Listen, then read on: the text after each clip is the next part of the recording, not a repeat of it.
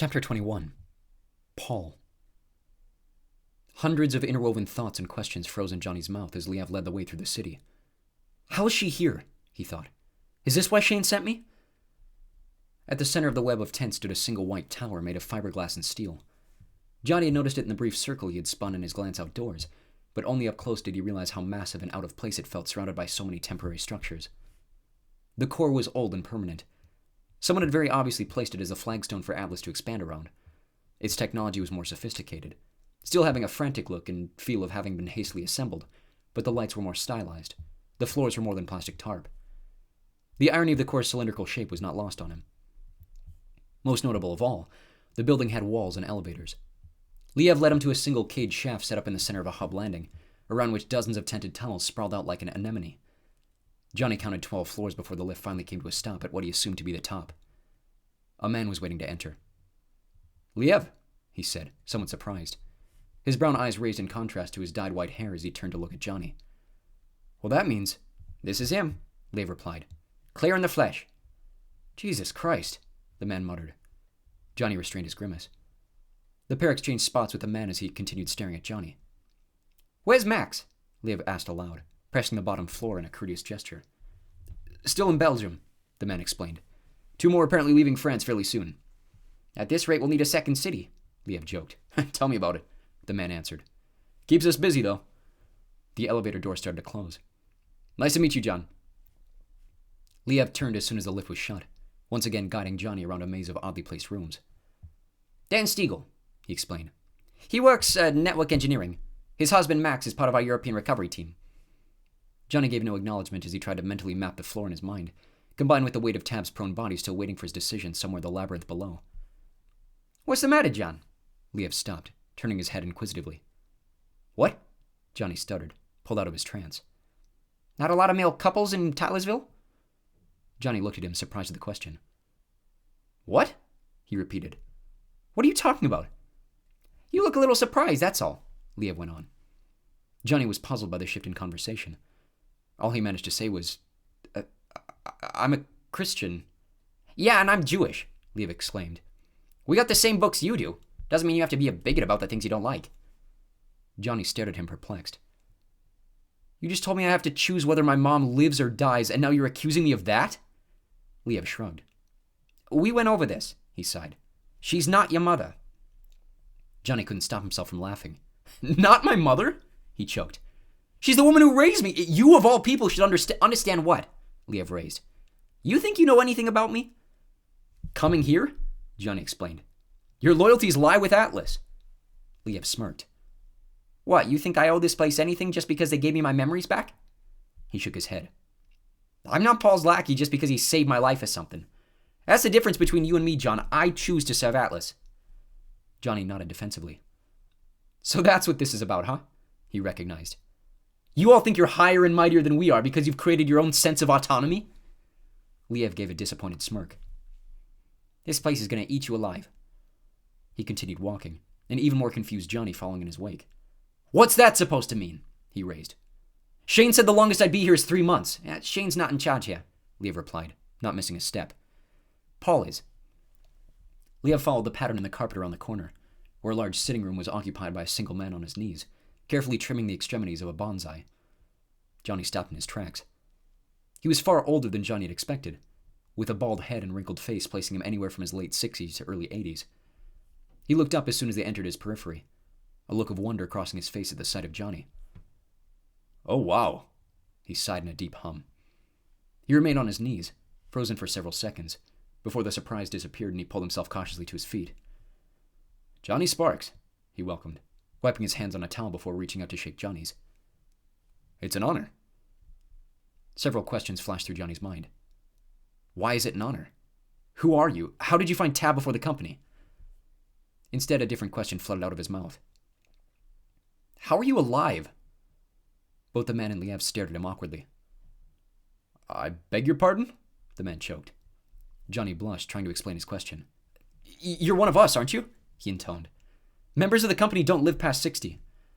The man smiled a genuine smile. "But I'm not a member of the company, am I?" he noted. "At least not anymore." He cracked a knuckle to reset the offer of a handshake. Paul Oberon. Johnny tried to rack his brain for the name. It sounded so familiar, yet his mental files were struggling to connect the dots on where he had heard even the surname before. The drug, he recalled, thinking back to the tubes in his arms less than an hour ago, certain whatever had reversed his invisibility was still affecting his memory. That, or the stress was starting to wear on him. Johnny took the hand and shook it. "Please," the man gestured to one of the couches. "Sit." Johnny obeyed, following Paul's own cue as he sat opposite the bonsai table. Liev remained standing, an awkward observer off to the right. "I'm sure you have plenty of questions beyond just my age," the man offered. "How did Tab end up in your hospital?" Johnny started. Paul stretched his neck around the unbuttoned shirt collar below his blue sweater, preparing himself for a long line of questioning. "That's somehow both a very long and very uncomplicated story," he pronounced. "As you saw, she escaped the original attack on her caravan with severe injuries. We're assuming she left the wreckage fearing capture from Islamic State forces before making it as far as she could, before attempting contact with the nearest outpost. Perhaps fortunate for her, the transmission didn't reach the army, but was instead picked up by one of our kids here, who has the rather unique ability to detect radio frequencies for thousands of miles all around." Paul's eyes brightened just a slighter shade of brown. "Could you imagine? Talk about hearing voices in your head."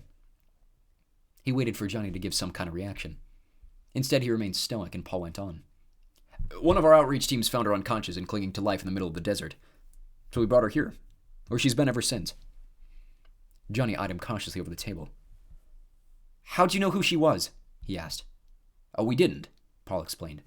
"We figured she was a regular caught in a rough situation, and as the good Samaritans that we are, attempted to nurse her back to health before returning her as inconspicuously as possible to a hospital in Erbil. Of course, we were forced to amputate 3 of her limbs, during which we naturally had to identify her blood. That's where we discovered she was carrying the gene." "And then what? You decided to keep her?" Johnny raised aggressively. "How'd you know she was my mom?" "She's not your mom," Liev croaked again. Johnny shared his irritated glance with Paul, who held up his hand to stop Johnny from speaking. "Liev, please," he said. "Why don't you leave us for a bit? Go find the professor and send him this way." Without as much as a change in his expression, the boy turned on the spot and disappeared around the corner. Paul watched cautiously for a few moments, apparently making sure he was out of earshot. "He's helpful where he's needed," Paul pointed, staring at the opening reflectively before returning his attention to Johnny. "Which I suppose is a nicer way of saying he serves his purpose." Johnny found himself smiling, relieved the boy was finally gone. "But to answer your question," Paul went on, "she still had on her uniform and tags. Identifying her was easy. The connection to you came about when we researched her in the IREA's databanks." Johnny frowned. "How do you have access to those?" Paul returned his concern with a malicious grin. "The same way we got you here so efficiently," he declared. "How do you think we know where to find the dismissed?" Johnny felt his face whiten. Fear swept over him thinking about the safety of his friends. "A spy," he coughed. "Someone's feeding you information from the inside." Paul held up his palms in congratulations. "Bold of you to assume there's only one." "But how?" Johnny paused. "We'd know if something got out. That's why we were sent to China to begin with." "Would you?" Paul asked. "A rule for you to understand about the real world, John. Any information can be traded, no matter how small." Johnny looked around the room. "For what?" he wondered aloud. "What could you possibly offer them from a place like this?" Paul took the insult on the chin. "Rule 2, he added. "Don't assume money is the only catalyst for allegiance." Johnny felt a deep breath catch in his throat. "Blackmail?" he whispered. Paul shook his head, disappointment showing plainly in his expression. "I think we need to reset your opinion of what Atlas is," he sighed. "We're not villains." "You take in criminals and steal information from the company for your own benefit," Johnny listed. "You have my mother tied to a bed waiting for me to show up and put a price on her life. How are you not the villains?" Was George Washington a villain for disobeying the laws of Parliament and declaring war against Great Britain? Paul continued without missing a beat. Was Jesus the villain for breaking the laws of the Sanhedrin? "So that's who you think you are?" Johnny moaned. "The second coming of Christ?" "Well, I'm saying nothing of the sort," Paul replied plainly. "I'm simply giving examples of when the ends justify the means." "The means," Johnny repeated.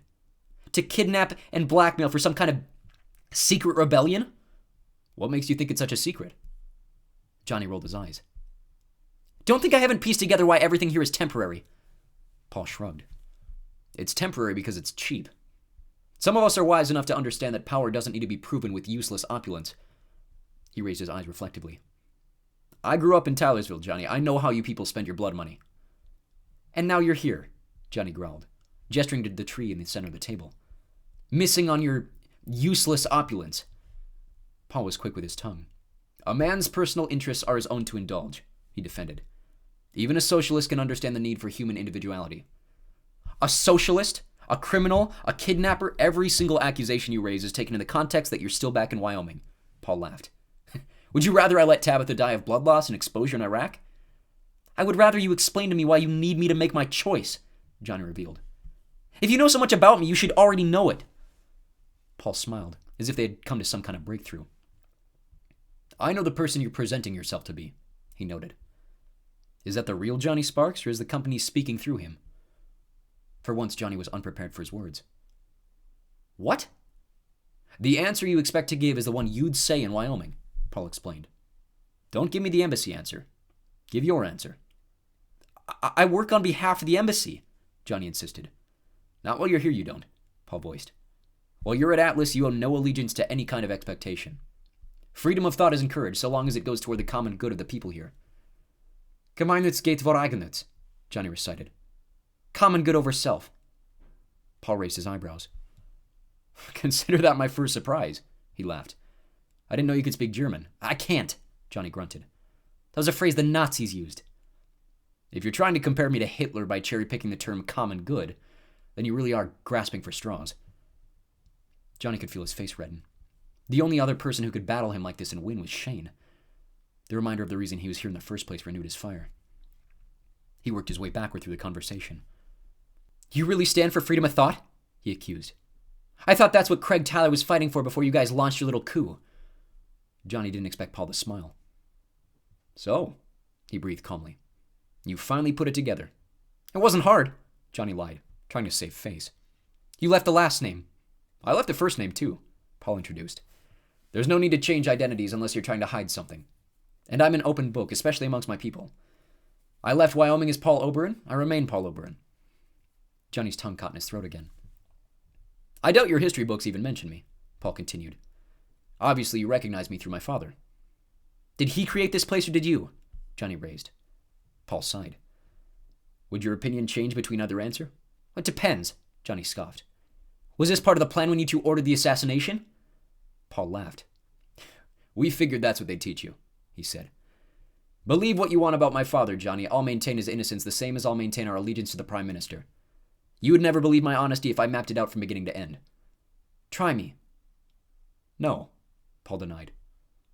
It's not worth the energy of repeating. And in your current state, you are willing to put your life on the line for the place that finds both of us equally dispensable. However, I will say that I was long gone from Wyoming before Watergate even happened. My father managed to warn me before the embassy could apprehend me from my dorm at Berkeley. As for Atlas, well, this is my baby. My father, much like you, was too heated to ever make efficient decisions. He remained my counselor throughout the remainder of his life, but never would have condoned hiding as long as we have. What do you mean? Johnny wondered aloud.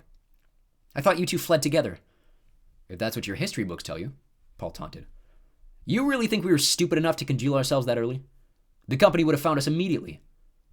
No, the last time I even saw my father was election night, a full year before we were forced to go dark. To be honest, I'm surprised he even let my mother come with him. But my siblings and I were left to our own devices.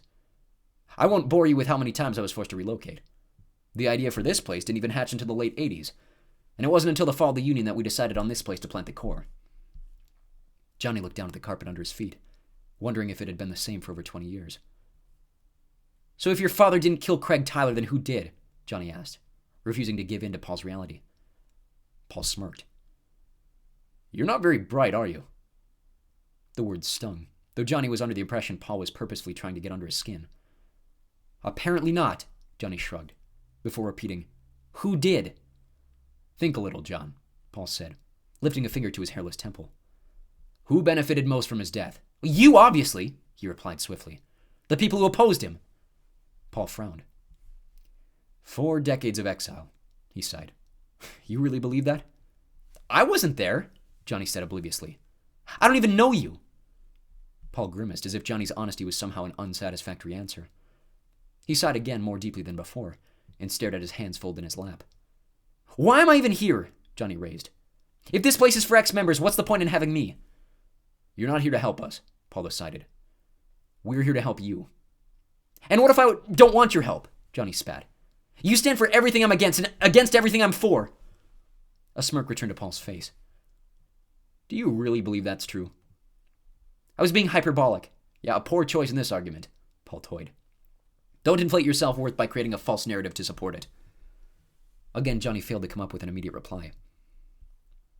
Frustrated, he repeated, I don't want your help. Fine, Paul conceded. Then spend the rest of your life trying to figure out your invisibility. You might be able to get there eventually, but second effects don't come as easily without practice. You'll need the professor for that. The same professor that you stole from Care Mountbatten? Johnny huffed. You're really doing wonders to paint yourself as the good guy, Paul. Paul held open his hands. Who said he didn't come willingly? Willingly, Johnny repeated sarcastically. His being here would be treason. Paul shrugged. Unless he was that spy you mentioned. That's impossible, Johnny reiterated. You can't implant spies in the IREA, not with the records they keep. It's impossible. Whatever helps you sleep at night, Paul laughed. One of those spies told me you've already witnessed how easy it is to change those records. You tell me, is it really impossible? Johnny felt the color once again drain from his face. Shane, he breathed. Shane sent me here. Shane Daniels is the deputy prime minister, Paul dismissed, an air of disappointment returning to his voice. You really think someone could amass that much power without the embassy becoming suspicious? I don't know, Johnny thought honestly, second-guessing everything now that Paul was finding his pressure points. Shane Daniels isn't a spy, Johnny, Paul went on, taking a prolonged pause. My son is. That's impossible, Johnny stuttered again. They would know, would they? Paul raised his voice to an irritating pitch. Just think, Johnny, how easy would it be to sneak someone into the program with questionable parentage? All you need is one parent to carry the gene. Who's to say the mother lies about the father having it too? They would know, Johnny doubled. They would interrogate unless something were to happen to said mother, Paul went on, reciting the scenario as if he had lived it dozens of times. You seem rather surprised by my age when you walked in here. I'm assuming you thought I would have developed some sort of cancer by now. Johnny stared ahead, frozen. The truth is I have, Paul admitted. 3 times, in fact, but that's not the only thing capable of killing a member of the company. We're not immortals, Johnny. And last I checked, our rates of unborn children surviving birth complications may be higher than average, but the opposite is true for the mothers on the table. The idea of Paul sacrificing women for his own political ends made Johnny want to launch himself across the table. A glint in Paul's eye stopped him, and Johnny wondered if this was all just another part of Paul's plan egging on his emotions. Why are you telling me this? He managed to breathe. Because I want you to think, Paul urged. Can you think of anyone you know with questionable parentage? Because in this scenario, let's call it, that's how easy it can be to implant a spy into your ranks.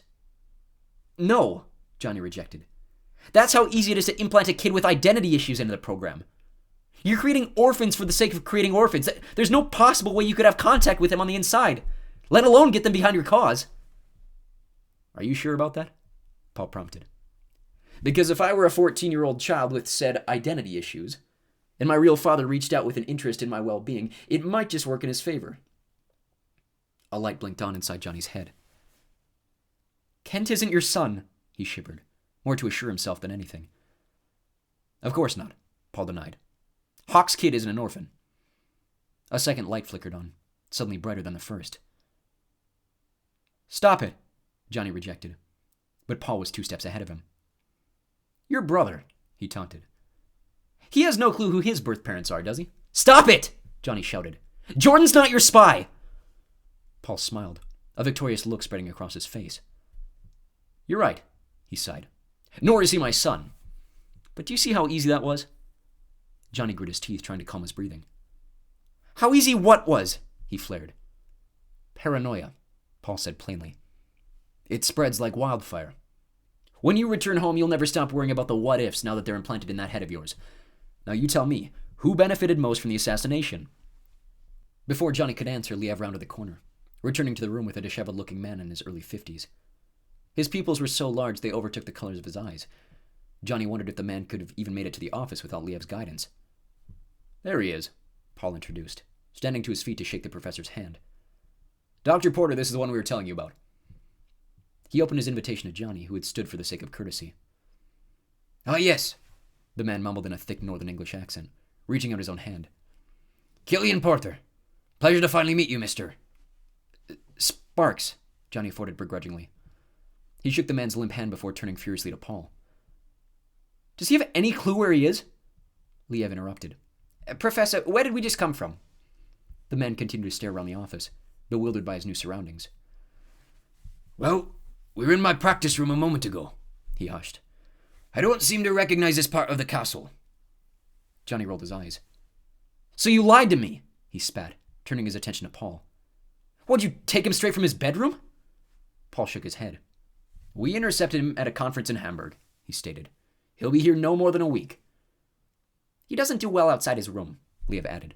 But you should see him once we get back there. You gonna wipe his memory when you send him back, too? Johnny growled. Of course we will, Paul confirmed. The same as we will with you. Johnny stepped toward the professor, almost defensively. You will remember none of this place, Paul continued. Not me, not Liev, probably not even the professor unless you happen to run into him through the program. Then what's the point of having me here? Johnny raised. Liev frowned harder than Paul. Come on, John, what's the first thing you learned about being dismissed? Johnny turned to Paul, who stepped forward with an answer. Memories can always be retriggered, he said hauntingly. Besides, everything Dr. Porter has to offer will be taken with you, free of charge. Johnny eyed Paul carefully. What do you mean re-triggered? Easy, Paul explained sarcastically. In the event that I'm ever blessed with your presence again, we can pick up right where we left off. With what? Johnny pushed. I'm not going to be brainwashed to support your cause. This has nothing to do with you supporting Atlas, Paul denied. Then what? Johnny urged. When am I allowed to leave? Paul pointed to the professor. When he's done all he can to figure out your gift, he clarified. And when you begin to understand why this place is necessary, then you can leave. Johnny was filled with even more questions than before. The ambiguity of Paul's final sentence rang in his ears, trying to place what at all he was talking about. Suddenly, Liev grabbed his wrist. Come on, he said calmly. I'm taking you to his place. The professor was being pushed ahead by Liev's other arm.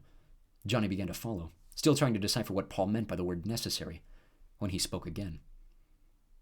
The evil that men do lives after them, he spoke monotonously. The good is often dry as the desert sands. Johnny spun on his heels to face him. Paul remained exactly as he had before, his hands crossed politely in front of his belt. What? William Shakespeare, Paul explained. Act 3 of Julius Caesar. Yeah, I know, Johnny frowned suspiciously. That's not the quote. Paul laughed. Are you sure? Johnny continued to frown impatiently. I have a perfect memory, he boasted maliciously. Of course I'm sure. Paul put his hand to his forehead. My, I am starting to get rusty, he claimed, though Johnny was entirely convinced this was still part of his act. I'll have to head down to the library and touch up on my classics. Johnny erupted. Why don't you find Dr. Death while you're at it? He raged.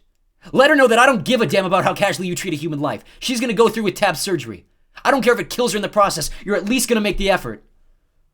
He could feel sweat dripping from his forehead, invigorated by his own nerve. Paul's face darkened, clearly frustrated by Johnny's perceived lack of understanding. How casually we treat a human life, he quoted back, chewing every word as if he could taste both meaning and implication.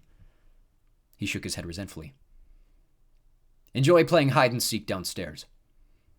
Johnny grinned, feeling some slight victory in having tipped Paul away from his comfort. He spun on his heels, finding the hallway barren, as the other two must have already begun their march around the corner toward the elevator. He took a pair of steps before Paul's voice stopped him again. Craig. Johnny turned at the edge of the room, looking around to see who he was talking to, but there was no one. Paul was looking solely at him, a look of cautious optimism spreading across his face. He opened his mouth to speak, holding the pose several seconds, before shaking it away and throwing up his hand. This time Johnny understood himself dismissed. Liev and the professor were waiting for the elevator when he caught them. Dr. Porter's eyes were still black, lost so deep in a haze of thoughts that it was a miracle he was even conscious.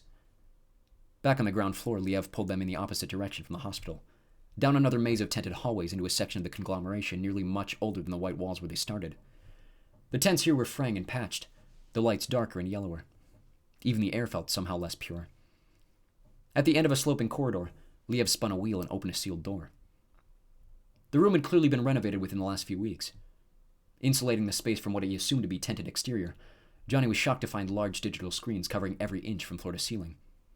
When Liev shut the door, the soft sound of a crashing wave descended over them, making the space soundproof.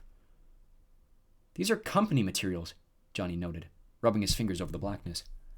He recalled the conversation with Tab a year prior, when he had asked her about the inside of the training center. "This is what they had before the cubes. How did you get these?" "Consider it a generous donation," Liev smirked. "You think we'd let perfectly good technology go to waste?"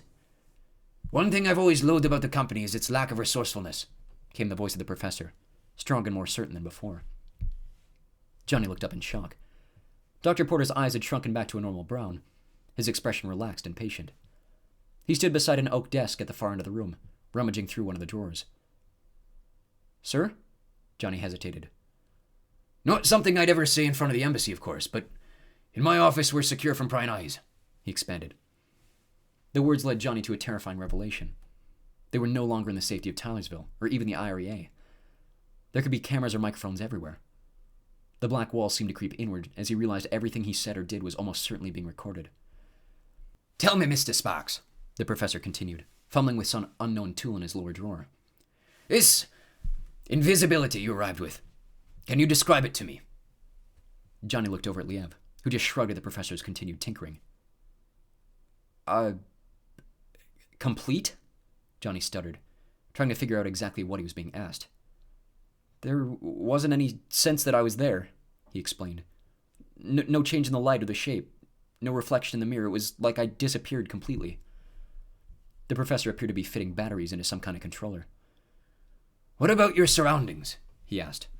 "Did you touch anything?" Johnny's mind was swirling back to the office in Beijing. Of course I did," he remembered. "Describe it," the professor urged. Johnny looked again to Liev, who rolled his fingers to anticipate the story. "Well, the mission was compromised," he explained. "I shoved one of the guards. He didn't see me. None of them did. And then I picked up a rifle and took them all out." This caught Dr. Porter's attention. He stopped his fidgeting and looked up over the desk, a look of genuine concern on his face. "I'm sorry to hear that," he consoled, before tilting his head in thought. "You said none of them noticed you." Johnny shook his head. No, sir," he explained. "I was invisible." "Right. But the rifle," the professor intoned. "You said you touched the soldier and the gun. Were either of them affected?" Johnny thought back to the firefight. No, sir. Only me," he recalled. "Everything I touched stayed visible." He stopped, remembering. Both Liev and Dr. Porter perked to attention. "But what?" the professor scoped. "My blood," Johnny uttered. "What about it?" It was invisible until it left my body," he continued. "Inside or outside your skin?" "Outside," Johnny remembered. "It only appeared once it left contact." "Did you try to stop the bleeding at all?" Of course," he added. "But the only thing that worked were my clothes." "Your clothes were invisible too?" "Yeah," Johnny sighed suspiciously. "How could it work on my clothes but nothing else?" The professor looked at Liev, then back at Johnny. "You said you're on mission?" Yes, sir." "Then I'm assuming you were wearing something given to you by the company," the professor noted. Yes, sir," Johnny repeated. Dr. Porter turned his attention back to his device behind the desk. "In the science we call this self-contained contact transmission," he elaborated. "You brought up the training cubes. It's essentially the same concept.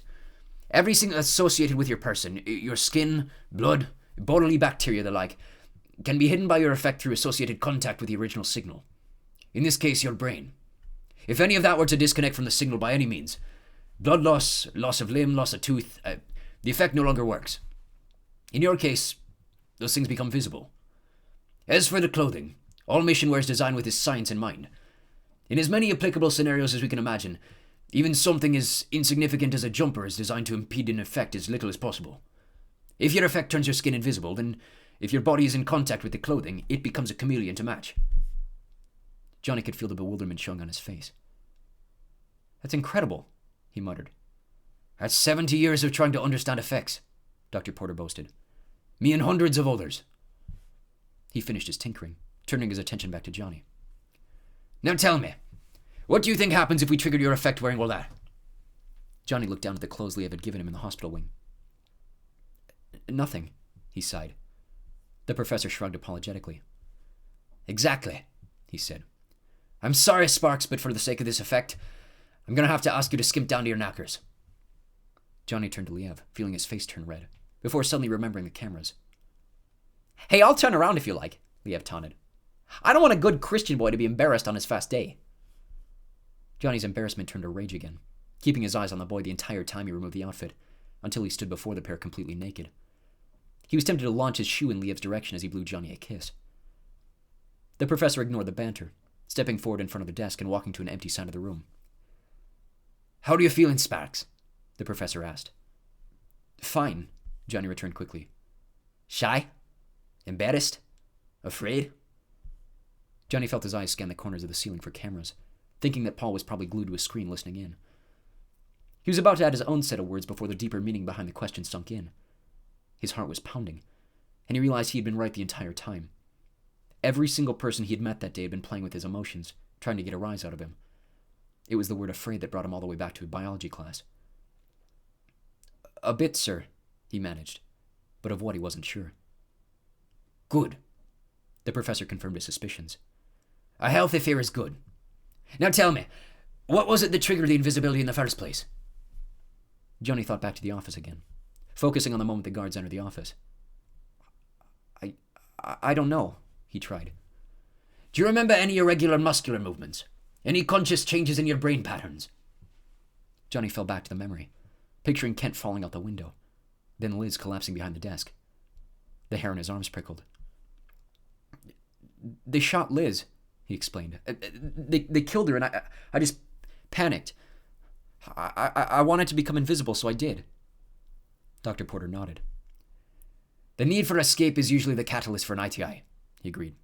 But to develop a second effect, as you know, is extremely rare. The last case was over 10 years ago. Johnny swallowed. So how do I trigger it again? Invisibility, too, is extremely rare, the professor added. You can't recall any changes or movements. Johnny tried to remember as vividly as he could, but the focus of the memory wasn't on himself. He flexed his fingers, straightened like he had back in the office, and tried to wish himself invisible again. But nothing changed. No, he sighed. Bollocks, the professor stated. Liev cleared his throat off to the side. You said your friend was shot, he reminded them intrusively. Maybe that's the only way he can get it to work. He looked back and forth between the pair. We just gotta find another one of your friends to kill. Johnny felt himself lunge at Liev, but the professor caught him mid-stride. Easy, Dr. Porter calmed, pinning Johnny's arms against his bare sides. He pointed to Liev. You, stop talking! Liev threw his hands up in surrender, then sauntered over to the professor's desk to stay out of their way. The professor registered the awkwardness of their embrace and released Johnny, stepping back several feet before resuming his line of questioning. Let's try to think more positively, he breathed. You said you just wish you were invisible, and then it happened. I've tried that, Johnny sighed. It doesn't work. All right. What about the shock of the moment? Dr. Porter reverted. What if it's triggered by gunfire? Liev raised his arm from behind the desk. What, like this? Johnny finally understood what the professor had been working on. Liev had a loaded revolver pointed directly at his head, and he wasn't convinced he would stop there. Dr. Porter swore. Johnny flinched, closing his eyes in anticipation of the sound. The sound of Liev whooping in congratulations snapped them back open. The pair stood in front of him, wide-eyed in excitement as Johnny realized their tactic had worked. His body had disappeared again. His heart racing, he tried with every muscle in his body to calm himself and focus on the motion one more time. He closed his eyes, felt his arms tense and his frame stiffen, then with a deep breath tipped his head back the smallest fraction of an inch as a shiver ran down the top of his spine. And he was visible.